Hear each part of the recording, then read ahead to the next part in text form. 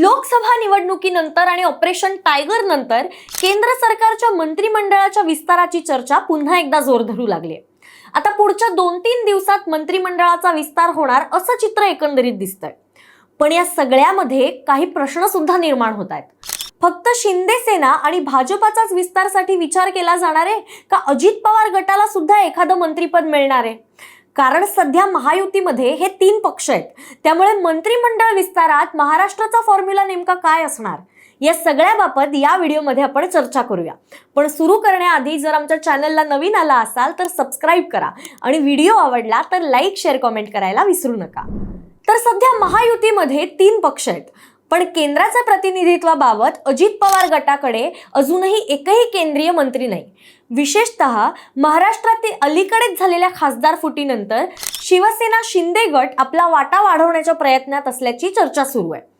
महाराष्ट्र हा देशातील सर्वात महत्त्वाच्या राज्यांपैकी एक असल्याने राज्यातील महायुतीतील 3ही पक्षांमध्ये संतुलन राखण्याचं आव्हान आता भाजपासमोर आलंय. पण आता अजित पवार गटाचं नेमकं काय, इथेच खरी उत्सुकता आहे. अजित पवार गटाकडे सध्या सुनील तटकरे हे एकमेव लोकसभा खासदार आहेत, तर प्रफुल्ल पटेल, पार्थ पवार आणि नितीन पाटील हे राज्यसभेत आहेत. यामुळे जर राष्ट्रवादीला केंद्रात एकच राज्यमंत्री पद मिळालं तर त्यासाठी पार्थ पवार किंवा सुनील तटकरे यांच्या नावांची चर्चा होऊ शकते. पण जर थेट कॅबिनेट मंत्रीपद देण्याचा निर्णय झाला तर अनुभवी नेते प्रफुल्ल पटेल हे सर्वात मजबूत दावेदार मानले जाणार आहेत.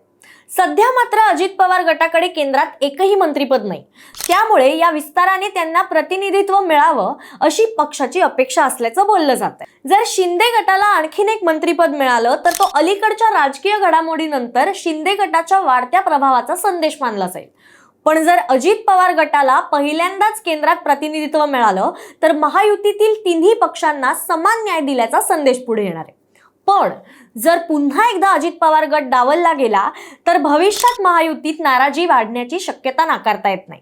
म्हणूनच केंद्राच्या मंत्रिमंडळ विस्ताराकडे केवळ दिल्लीच नाही तर महाराष्ट्राचं राजकारणही आता डोळे लावून बसलंय.